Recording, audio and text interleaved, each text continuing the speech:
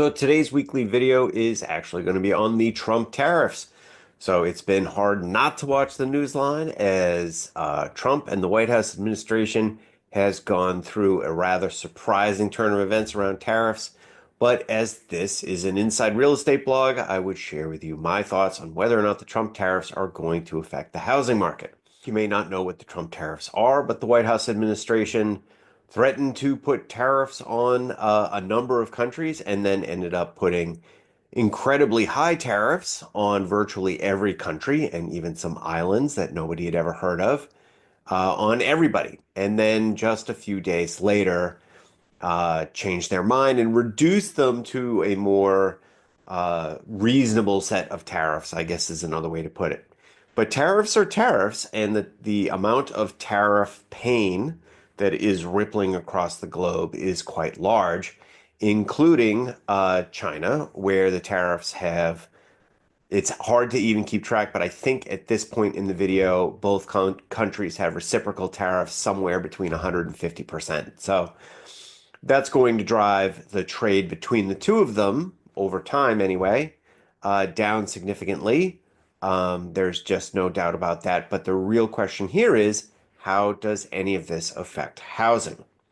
So I want to say basically at the start of this video that before I get too far into it, nobody knows anything. And the reason we don't know anything is probably because a lot of the folks that are in control of the tariffs really don't seem to have a plan. So, I mean, it sounds unkind, but it's very hard for me to believe that this is all part of some sort of master plan. I mean, there's just too much at stake for any of this to sort of be some sort of plan. This isn't really how stuff is typically done, which is what makes it so interesting and fascinating at some level and so incredibly terrifying at another.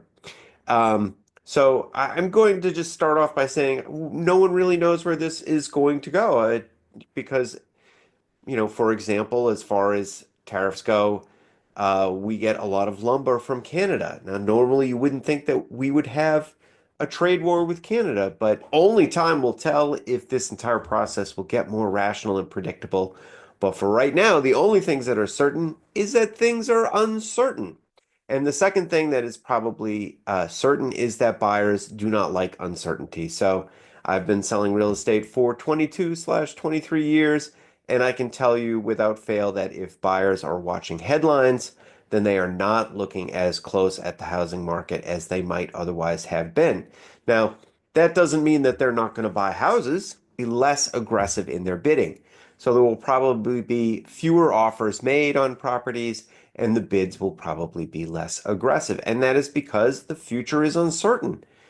And people really don't know how that uncertainty is going to translate going forward. And this is my attempt to show everyone where the pain points are in the housing market to see if we can talk about where the tariffs might show up the most or the kinds of things that people should look for in order to see if the Trump tariffs are having an effect on the market. So from an overview thing, we're going to talk about four ways the Trump tariffs might impact the market. We're going to talk about new construction, we're going to talk about interest rates, we're going to talk about inflation, and then we're going to talk about the possibility of recession. We get to talk about all four of those things. All four of those things have been in the news this week. They are all very real players, secondary impacts of any sort of tariff scenario. So as I led to, I'm going to start off with new construction. Now, new construction is not a huge component of the real estate market. There are a lot of houses, but relatively very few new houses. But it is watched because ultimately builders' costs get passed on to consumers. And the higher those costs get, the harder it is for consumers to buy new construction, which tends to create new construction overhang, more houses for sale that are being built because builders don't build them in onesies and twosies. Most builders build a whole bunch of houses at once and then hope to sell them as they go along. So, how will tariffs affect new construction? Well, in my earlier example, I said that if we attach a lot of tariffs to Canada, that's going to affect lumber prices. I think the good news for housing is that a lot of things are either primarily made locally or mostly made locally or entirely made locally. Things like concrete, uh, asphalt shingles, windows, a lot of these supplies are made right here in the good old USA, either mostly or completely. And so we're not really likely to see a lot of impacts for tariffs on that. They're already here. They don't get taxed for being shipped here. But there are still a lot of things in houses that are going to get taxed and they will increase builders' costs. So those things are everything from wiring to insulation, lumber, obviously, as talked about, and a lot of the finished materials have some sort of, Chinese component. So, and right now those tariffs are very high. The good news in the short term is that most places have stocked up on these materials and builders really won't need to feel the pain, probably for a couple of months. But if these tariffs stay in place, without a doubt, builders are going to have to start to buy more supplies from the places that they are, and that includes China, if some of these things are sourced in China, and it's going to drive up their costs, which they are going to attempt to pass on to consumers. This process is not going to be fast. This is something that we may be talking about at the end of the year in September or so, when these types of effects will really start to show up. And it's, as noted, it's really difficult to know if the tariffs are going to stay in place for that long. It's not really in either country's interest to have tariff levels this high for an extended period of time. This is going to cause a lot of pain for both parties. So hopefully it won't really happen. And in the short term, I don't expect builders' prices to go up.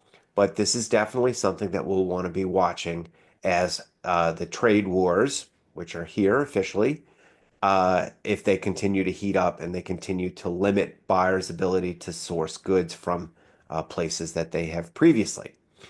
So, moving on to the second piece of tariff secondary impacts, we're going to talk about interest rates. Now, unlike new construction prices, interest rates affect everything. And there is a lively debate out there about what is going to happen to interest rates based on inflation. You have sort of a classic push and pull between the Federal Reserve's two main mandates. For those who don't know, the Fed basically has two things that they try to do at the same time, even though they are generally polar opposites. They try to have low inflation, and they also try to have high employment or low unemployment. So, generally, if you have employment that is really high, that starts to stoke inflation. It's not the only way to stoke inflation. There are other ways, and tariffs are one of them. So tariffs, without a doubt, are going to cause a spike in inflation. Now, I'm not even going to begin to pretend to figure out how much of a spike in inflation tariffs are going to have. Because again, until you actually know how much the tariffs are going to be, and they need to be that way for an extended period of time before people have to start sourcing these materials and these products from these places that are being tariffed. But if they go on long enough and if the tariffs are high enough, there is no doubt that prices are going to go up on a range of goods. Now, is this going to happen in 3 months, 4 months? Again, we still really don't know, but it is going to happen if the tariff wars go on. The more inflation goes up, the more difficult it will be for the Fed to lower rates. And they have basically said as much this week. They said, we sort of need to know where everything is going before we can make decisions about rates. I think the Fed is very optimistic that had the tariffs not gone in place, then we would have continued to see inflation fall. If inflation had fallen, I think very much the Fed would have been happy to cut rates by 2 or 3 or even 4 times this year, which is almost a full point.